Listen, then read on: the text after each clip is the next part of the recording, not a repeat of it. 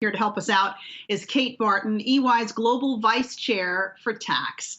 Kate, lots to unpack here. I want to start with President-elect Joe Biden's promise to reverse the Trump corporate tax cuts. Do you think he will be able to successfully raise the corporate tax rate from its current 21% to 28%, which is what he's vowed to do?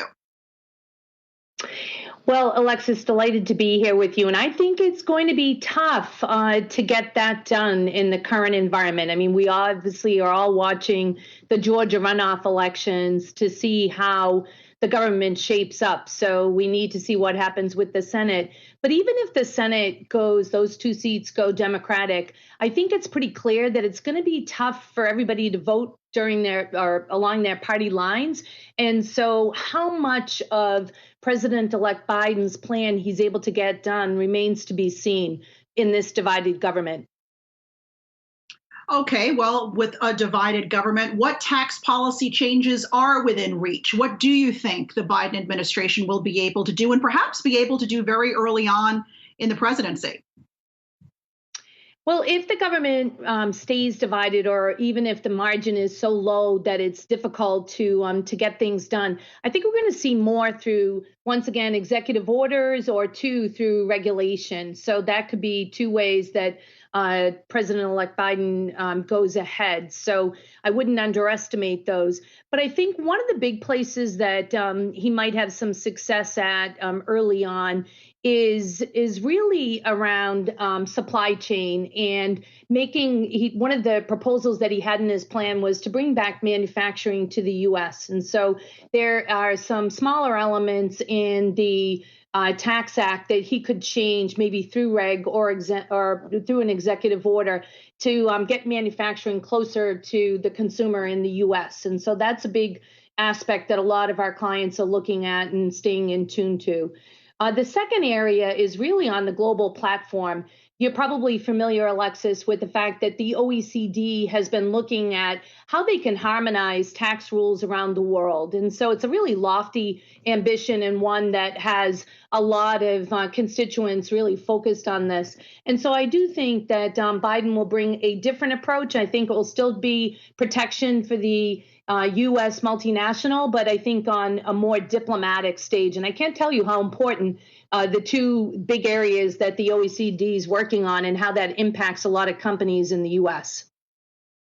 Speaking of the diplomatic stage, what about tariffs? One area that may be very different between the Trump administration and the Biden administration. Do they remove tariffs, do you think, on China, on the EU in the first 100 days? I think the first 100 days are going to be pretty focused on getting this health crisis under control. And so it strikes me as certainly that is going to be something that has to be dealt with, and how that gets done, and the interplay between those, the important countries. We have tariff issues with France because of the digital services taxes, and China. So those are key issues. But in the first 100 days, I'm not sure that's going to be the first thing that gets tackled. What do you think on the tax front, though? What do you think would probably be the easiest thing, or the path of least resistance for the Biden administration when it comes to corporate taxes? I think that one of the biggest areas that they can focus on is making sure that manufacturing gets done closer. I mean, one of the big things that President-elect Biden had was this made in America provisions, where he too wants to bring things back. And so there's a lot of intricacy in the tax rules right now, where it's not just about the headline rate, Alexis, it's about what you actually pay. And I think it's important out there. A lot of our clients are very focused on the Jobs Act, which is, the regime that came in when Trump was in his 4 years.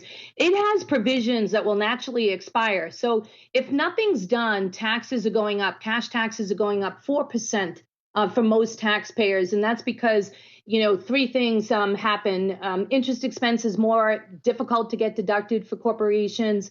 Bonus depreciation goes away, and R&D, which I know is important to a lot of clients that are listening, that also goes away. So those expiring provisions need to be dealt with. So I think that might be one of the first orders of business. Does he let those expire, or does he adjust those and at the same time, look at that headline rate and try to bring it up? But it's going to take, our best look at this is it's going to take a lot of artful negotiation across the aisle.